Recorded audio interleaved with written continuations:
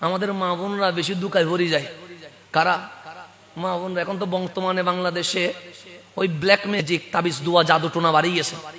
একজনের উন্নতি আর একজন কি করতে পারতেছে না, সহ্য করতে। আপনার সাথে আমার কোন লেনদেন নাই, কিন্তু আপনি যে উপরে উঠতেছেন আমি কি করতে পারতেছি না। এখন ওই বনাইয়ের কাছে চলে গেছে কি করার জন্য? ব্ল্যাক ম্যাজিক করার জন্য। এই অভ্যাস আমাদের চট্টগ্রামে আছে না? নেই? আছে। মানুষ কি সহ্য করতে পারতেছে না। সেজন্য এগুলা যদি করে, আবার দোদ দিয়েন না, আমাদের মা বোনরা দোদ দেয় তো হুজুরের চোখ বন্ধ করে। আপনি মনে করছেন হুজুর মনে বিশ্ব দেখি ফেলতেছে, চোখ বন্ধ করে বলতেছে, মা তোমার এলাকায় একটা মসজিদ আছে। তো কোন এলাকায় মসজিদ নাই? সব এলাকায় মসজিদ আছে না? তারপর বলছে হুজুর তো দেখি ফেলছে, আলহামদুলিল্লাহ। তারপর মসজিদের পাশে একটা কবরস্থান আছে। কোন মসজিদের পাশে কবরস্থান নাই? নাই, এরকম আছে? নাই। বলছে কবরস্থানের কোনায় একটা বাঁশের জার আছে। আচ্ছা, এমন কোন কবরস্থান আছে যেখানে বাঁশের জার নাই? বাঁশের জার নাই, এরকম কবরস্থান আছে? সবগুলোতে বাঁশের জার আছে। তো হুজুর চোখ বন্ধ করে বলছে, মা তোমার এলাকায় রাস্তার পাশে মসজিদ, মসজিদের পাশে কি কবরস্থান, কবরস্থানের কোনায় কি বাঁশের টিকটাক 2 হাত পিছনে গিয়ে একটা পুরান কবরস্থান। কি কবরস্থান? তো কবরস্থানে নতুন কবরও আছে, পুরান কবরও তো আছে। ঠিক কবরের মাঝখানে তোমার তাবিজ করে দিছে। এখন আমার মা আমার বোন কানের দুল চুরি ফেলছে, সেনকুলি উজুরে দিয়ে দিছে। আছে না? নাই। কারণ এটা সহজ সরল মানুষ। আমার মা বোনরা কানের দুল কুলি ফেলে, আংটি গুলি ফেলে, সেনকুলি ফেলে, বিদেশ থেকে জামাই পাঠাইছে টাকা, কষ্টের টাকা, গ্রামের টাকা 2-3 লাখ দিয়ে চলে আসছে। এখন হুজুর চোখ বন্ধ করে যে কিছু দেখে নাই, এটা আমার মাও বুঝে নাই, আমার বোনও বুঝে নাই।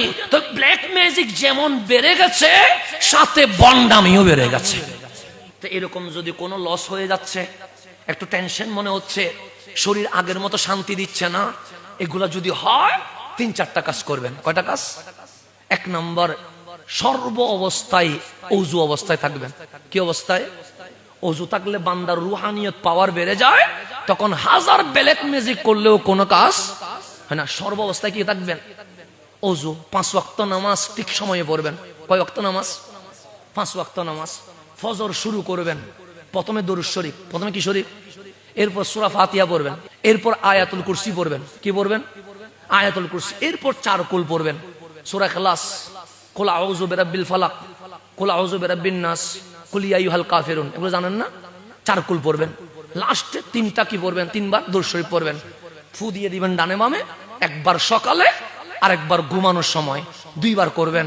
আপনাকে দুনিয়ার কোন ষড়যন্ত্র কোনো ক্ষতি করতে পারবে না। এটা হচ্ছে অজু অবস্থায় থাকা। 5 ওয়াক্ত নামাজ পড়বেন, নামাজ যেন মিস না হয়, রুহানিয়ত পাওয়ার বাসবে। ঘুম থেকে উঠে দরুদ শরীফ, সূরা ফাতিহা, আয়াতুল কুরসি, 4 কুল দরুদ শরীফ, বাস দিনভর কাজ করেন। রাত্রে মাগরিবের পর হোক, ঘুমানোর আগে হোক, মাগরিবের পর হলে ভালো।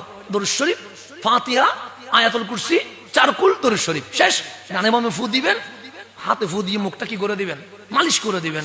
আপনাকে কোনো ব্ল্যাক ম্যাজিক, জাদু টোনা, জিন জাতি কিছু করতে পারবে না। এত সুন্দর ইসলামিক সিস্টেম থাকার পরে আপনাকে আমাকে গলার সেনকুলি দেওয়ার দরকার আছে?